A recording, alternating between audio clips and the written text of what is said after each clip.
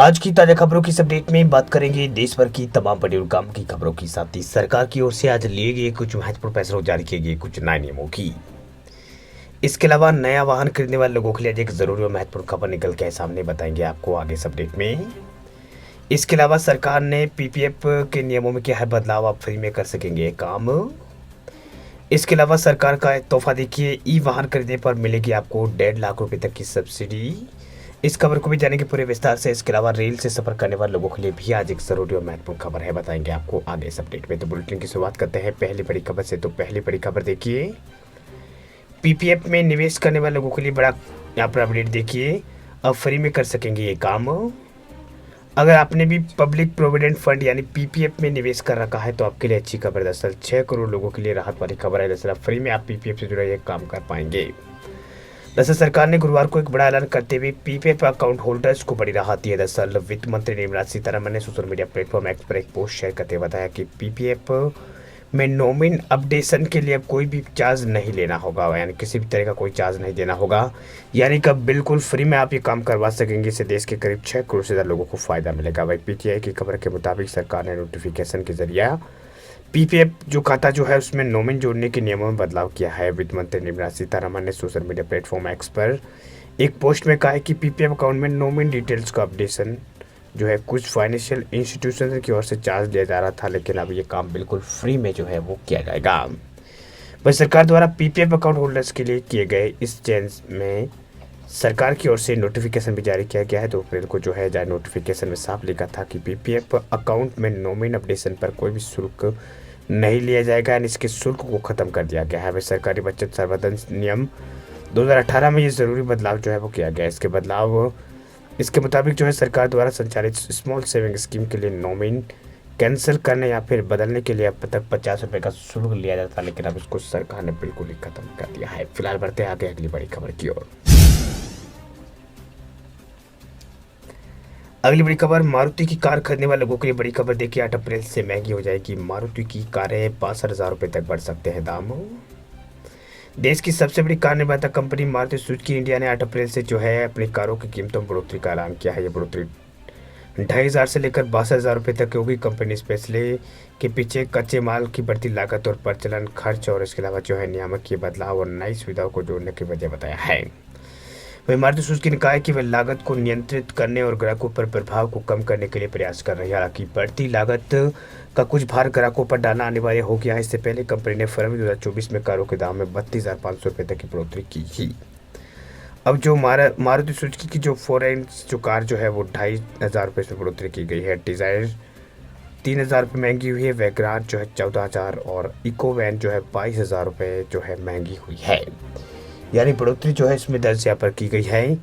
वही मारुति सुजुकी जो है उसने जनवरी 2024 में घोषणा यहाँ पर की थी कि वह 1 फरवरी से अपने विभिन्न मॉडलों की कीमतों में 32,500 रुपये तक की बढ़ोतरी करेगी। अप्रैल 2025 फिर से कीमतें बढ़ा रही है। इसके पीछे कारण यह है कि कच्चे माल की लागत में बढ़ोतरी हो गई है, नई सुरक्षा और उत्सर्जन नियमों का पालन किया जा रहा है। इसके अलावा परिचालन उत्पादन खर्चों में बढ़ोतरी के कारण जो है कंपनी को ये फैसला जो है वो लेना पड़ा है।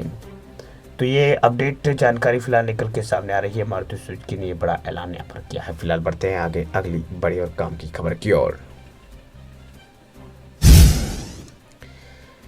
बड़ी खबर, सरकार का एक और तोहफा देखिए, अब ई वाहन पर मिलेगी आपको 1.5 लाख रुपए तक की सब्सिडी। 15 तारीख के बाद नहीं मिलेगा लाभ। दिल्ली सरकार ने लोगों को जो है एक बड़ा तोहफा दिया। दरअसल दिल्ली में जो है सब्सिडी जो है वो 15 लाख रुपए की 1.5 लाख की जो सब्सिडी जो है इलेक्ट्रिक वाहनों पर वो आपको 15 तारीख तक ही मिलेगी। इसके बाद जो है आप इसका लाभ नहीं ले पाएंगे, यानी लाभ जो है आपको नहीं मिलेगा। दरअसल बात यह है कि दिल्ली वालों के लिए अच्छी खबर है। दरअसल दिल्ली सरकार ने जिस सरकारी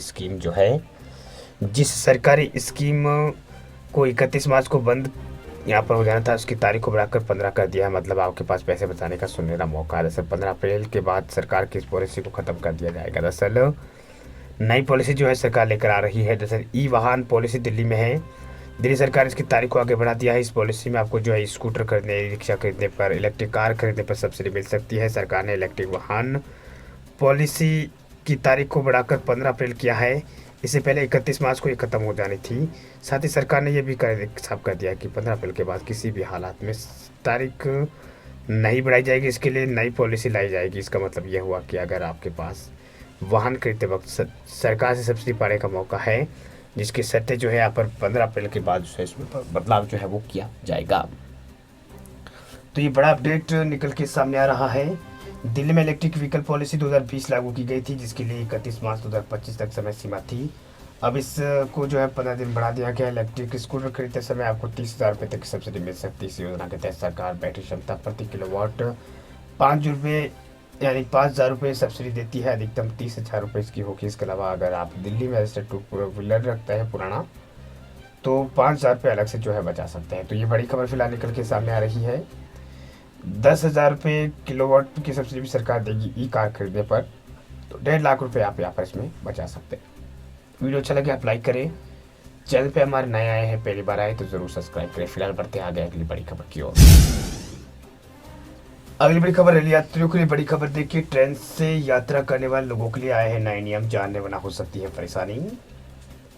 रेलवे हर दिन जो है लाखों यात्रियों को अपना गंतव्य तक पहुंचाता है। सफर को सुगम और सुविधाजनक बनाने के लिए रेलवे समय समय पर नियम भी बदलता रहता है। इस कड़ी में रेलवे ने बैग और लगेज से जुड़ा एक महत्वपूर्ण नियम लागू किया है, जिसे यात्रियों को अवगत होना जरूरी है। दरअसल तय सीमा से अधिक वाहन मतलब वजन जो है वो ले जाने पर आपको जो है अतिरिक्त शुल्क देना पड़ सकता है। यानी अगर आप रेलवे से सफ़र करते हैं और तय सीमा से अधिक अगर आप सामान वगैरह ले जाते हैं, तो आपको जो है पहले से ज़्यादा जो किराया जो है उससे ज़्यादा लागत आपको देनी पड़ सकती है।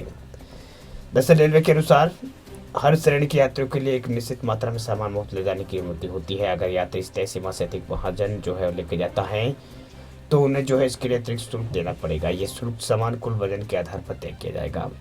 इसमें एसी फर्स्ट क्लास में अगर आप सफ़र कर रहे हैं तो आपको जो है इसमें 70 किलो तक मुफ्त ले जाने की अनुमति है। एसी 2 टियर के लिए 50 किलो सामान और एसी 3 टियर स्लीपर क्लास के लिए आपको जो है 40 किलो तक का सामान ले जाने की अनुमति है। जनरल में 35 किलो तक सामान फ्री में ले जाने की अनुमति रहेगी। अगर कोई यात्री से अधिक सीमा शुल्क मतलब इससे ज़्यादा सीमा में वजन लेकर चलता है, तो उससे अतिरिक्त शुल्क देना पड़ेगा। ये शुल्क सामान्य दर से 1.5 गुना अधिक हो सकता है। तो ये कुछ जानकारी है। वीडियो अच्छा लगे आप लाइक करें, चैनल पर नए चैनल को सब्सक्राइब करें, साथ में बेल आइकन दबाएं ताकि खबरें आपको रोजाना इसी तरह की मिलती रहे। वीडियो पूरा देखने के लिए आपका बहुत बहुत धन्यवाद। अब मिलते हैं नेक्स्ट किसी अगले अपडेट में।